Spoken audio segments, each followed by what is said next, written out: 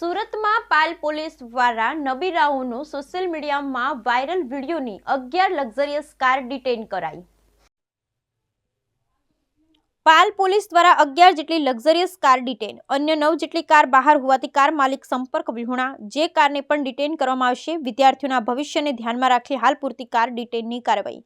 વિદ્યાર્થીઓ કાર ચલાવતા હતા કે કેમ તેની પણ તપાસ કરવામાં આવી રહી છે। તપાસના અંતે જરૂર જણાય તો ગુનો નોંધવામાં આવશે।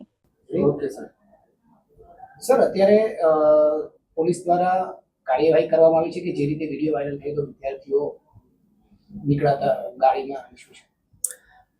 આજે સોશિયલ મીડિયામાં એક વિડીયો વાયરલ થયેલો હતો, તેમાં 12મા ધોરણમાં ભણતા વિદ્યાર્થીઓ છે એમણે દ્વારા વ્હીકલમાં બેસી અને સ્કૂલે રેલી સ્વરૂપે ગયેલા એવી વિડીયો વાયરલ થયેલો છે।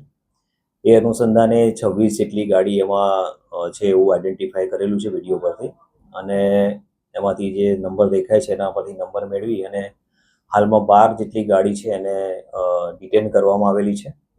5 વ્હીકલ છે એ કોઈ ફંક્શનમાં બહાર છે એનો સંપર્ક થયેલો છે, અને 9 જેટલી ગાડી છે એ શહેરની બહાર છે, તો એ પણ કાલે મળી જશે, તો એ લોકોને પણ એ ગાડીઓ પણ ડિટેન કરવાની કાર્યવાહી કરવામાં આવશે।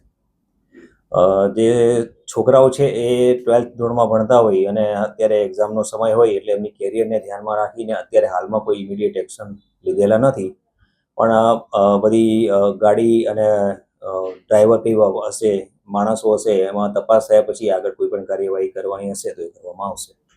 અચ્છા સાહેબ, અત્યારે જે રીતની કાર્યવાહી થઈ છે એમાં મહત્વનું શું નોંધ્યું છે? અત્યારે તો જે નંબર છે આઈડેન્ટિફાઈ કરી અને વાહન ડિટેન કરેલા છે। ત્યારબાદ એમાં વાહન કોણ ચલાવતું હતું એ વિડીયો આધારે કંઈ ચેક થતું હશે તો એ કાર્યવાહી કરવામાં આવશે, અને કોણે આ ભેગા થવાનું આયોજન કર્યું છે તો કોણે કર્યું છે એ બાબતે પણ તપાસ કરવામાં આવશે। આગામી દિવસોમાં ગુનો નોંધાઈ શકે? ચેક કર્યા પછી એમાં જે પણ ભંગ થતો હશે તો એ મુજબ આગળ લીગલ પ્રોસિજર કરશું।